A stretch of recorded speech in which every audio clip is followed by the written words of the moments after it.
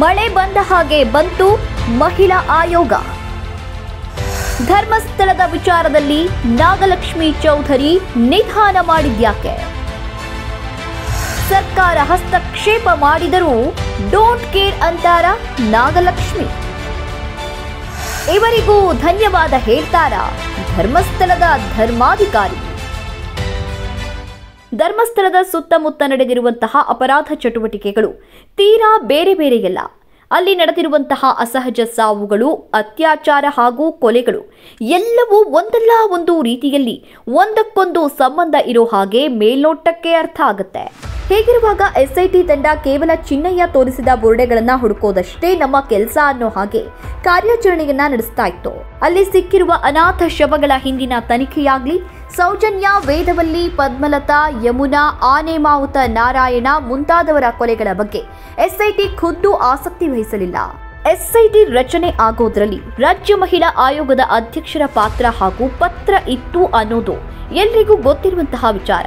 ಇದೀಗ ಈ ಕಾರ್ಯವಿಧಾನದ ಬಗ್ಗೆಯೇ ರಾಜ್ಯ ಮಹಿಳಾ ಆಯೋಗದ ಅಧ್ಯಕ್ಷರು ಮೌನ ಮುರಿದಿದ್ದಾರೆ. ಇದು ಒಂದು ರೀತಿಯಲ್ಲಿ ಒಳ್ಳೆಯ ಬೆಳವಣಿಗೆ. ಆದರೆ ಈಗ ಮಾತನಾಡೋದಕ್ಕೆ ಶುರು ಮಾಡಿದ ನಾಗಲಕ್ಷ್ಮಿ ಚೌಧರಿಯವರು ಮತ್ತೆ ಯಾವಾಗ ಸೈಲೆಂಟ್ ಆಗ್ತಾರೋ ಗೊತ್ತಿಲ್ಲ. ಇದೇ ಧೈರ್ಯ ಮುಂದುವರಿಸ್ತಾರಾ? ಈ ವಿಚಾರದಲ್ಲಿ ಸರ್ಕಾರವನ್ನ ಅಥವಾ ಸರ್ಕಾರದ ಪ್ರಭಾವಿ ನಾಯಕರನ್ನ ಎದುರು ಹಾಕೊಂಡು ಎಸ್ಐಟಿ ಮಾಡಿದ ಲೋಪವನ್ನ ಸರಿ ಮಾಡ್ತಾರಾ? ಆ ಗಟ್ಸ್ ನಾಗಲಕ್ಷ್ಮಿಯವರಿಗಿದೆಯಾ? ಖಂಡಿತವಾಗಿಯೂ ಇದನ್ನ ಸಾಬೀತು ಮಾಡೋದಕ್ಕೆ ಚೌಧರಿಯವರಿಗೆ ಇದೊಂದು ಅವಕಾಶ ಕೂಡ ಹೌದು, ಅಗ್ನಿ ಪರೀಕ್ಷೆ ಕೂಡ ಹೌದು. ಇದು ಭವಿಷ್ಯದ ಮಾತಾಯ್ತು.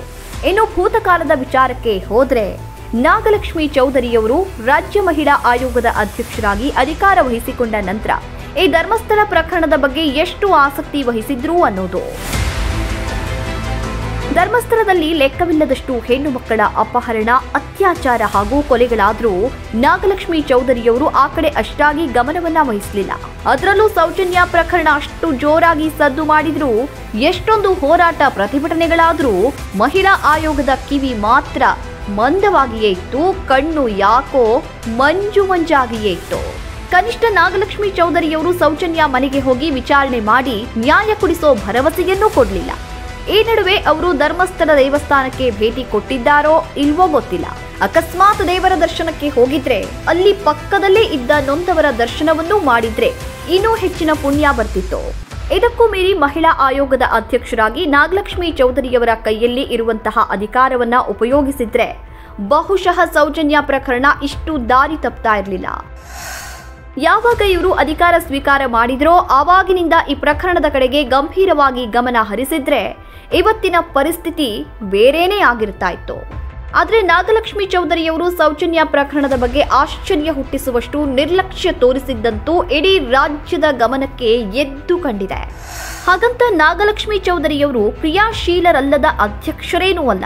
ರಾಜ್ಯದ ಮಹಿಳೆಯರು ಹಾಗೂ ವಿದ್ಯಾರ್ಥಿನಿಯರ ವಿಚಾರದಲ್ಲಿ ತಾವೇ ಖುದ್ದು ಸ್ಥಳಕ್ಕೆ ಭೇಟಿ ಕೊಟ್ಟು ಮಹಿಳೆಯರ ಮೂಲಭೂತ ಸೌಕರ್ಯಗಳನ್ನು ಆನ್ ದಿ ಸ್ಪಾಟ್ ಮಾಡಿಸಿಕೊಟ್ಟಿದ್ದಾರೆ. ಪ್ರಜ್ವಲ್ ರೇವಣ್ಣ ಹಾಗೂ ರೇಣುಕಾಸ್ವಾಮಿ ಪ್ರಕರಣದಲ್ಲಿ ಮಹಿಳೆಯರಿಗೆ ನ್ಯಾಯ ಕೊಡಿಸುವ ವಿಷಯದಲ್ಲಿ ಸ್ಪಷ್ಟ ನಿಲುವನ್ನ ತೆಗೆದುಕೊಂಡಿದ್ದಾರೆ. ಕನ್ನಡ ಚಿತ್ರರಂಗದಲ್ಲಿನ ಲೈಂಗಿಕ ಕಿರುಕುಳ, ಮೈಕ್ರೋ ಫೈನಾನ್ಸ್ನವರಿಂದ ಮಹಿಳೆಯರಿಗೆ ಆಗ್ತಿದ್ದ ತೊಂದರೆಯ ಬಗ್ಗೆ ಗಮನ ಹರಿಸಿದ್ದಾರೆ.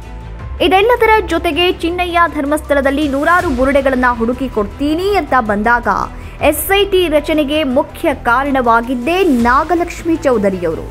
ಇಷ್ಟೆಲ್ಲ ಇದ್ರೂ ಇವರು ಧರ್ಮಸ್ಥಳದಲ್ಲಿ ನಿಗೂಢವಾಗಿ ಅತ್ಯಾಚಾರ ಹಾಗೂ ಕೊಲೆಯಾಗ್ತಿದ್ದ ಹೆಣ್ಣು ಮಕ್ಕಳ ಬಗ್ಗೆ ತುಂಬಾ ತಡವಾಗಿ ಪ್ರತಿಕ್ರಿಯಿಸಿದ್ದು ಮಾತ್ರ ನಿಜಕ್ಕೂ ಅನ್ಯಾಯ. ಒಬ್ಬ ವೈದ್ಯೆಯಾಗಿ ನಾಗಲಕ್ಷ್ಮಿ ಚೌಧರಿಯವರಿಗೆ ಅಲ್ಲಿ ಸಿಕ್ತಿದ್ದ ಹೆಣ್ಣು ಮಕ್ಕಳ ಶವಗಳ ಪರಿಸ್ಥಿತಿಯನ್ನ ನೋಡಿದ್ರೆ ಅಲ್ಲೇನ್ ನಡೀತಾ ಇದೆ ಅನ್ನೋದು ಅರ್ಥ ಆಗ್ತಿತ್ತು.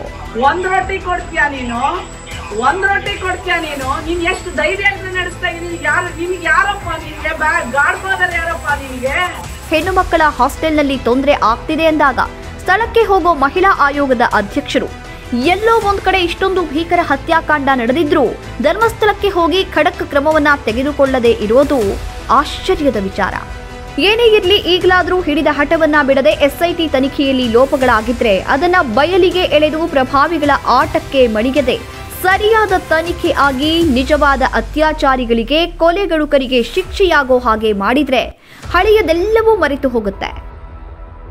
ಅಂದ ಹಾಗೆ ಚಕ್ರವರ್ತಿ ಸೂಲಿಬೆಲೆ ಉವಾಚದಂತೆ ದೈವಿಕ ಪುರುಷ ಮಹಾಶಯರು ಈಗ ನಾಗಲಕ್ಷ್ಮಿ ಚೌಧರಿಯವರಿಗೂ ಒಂದು ಧನ್ಯವಾದ ಹೇಳಿದ್ರೆ ಚೆನ್ನಾಗಿರ್ತಾ ಇತ್ತು.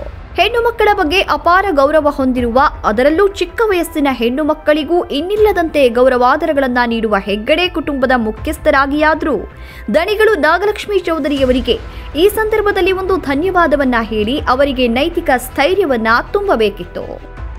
ನಾಗಲಕ್ಷ್ಮಿ ಚೌಧರಿಯವರ ಇಂತಹ ಪ್ರಯತ್ನವನ್ನ ಪೇಟಧಾರಿಗಳೂ ಮೆಚ್ಚಿಕೊಂಡು ಒಂದು ಧನ್ಯವಾದ ಹೇಳೋದು ಹಾಗೂ ಹೇಳದೇ ಇರೋದ್ರ ಹಿಂದೆ ಇವರ ಕುಟುಂಬ ಹೆಣ್ಣು ಮಕ್ಕಳ ಬಗ್ಗೆ ಎಷ್ಟು ಗೌರವ ಇಟ್ಕೊಂಡಿದೆ ಅನ್ನೋದು ಅರ್ಥ ಮಾಡ್ಕೊಳ್ಬೇಕಾದಂತಹ ವಿಚಾರ. ಬಿಡಿ, ಏನೋ ದೊಡ್ಡವರು, ಅವರು ಏನ್ ಮಾಡಿದ್ರು ಅದು ಸರಿಯಾಗಿರಬಹುದು. ಪಾಮರರಾದ ನಮಗೆ ಇದೆಲ್ಲ ಹೇಗೆ ಅರ್ಥ ಆಗ್ಬೇಕು? ನೀವೇನಂತೀರಿ? ಕಮೆಂಟ್ ಮೂಲಕ ತಿಳಿಸಿ.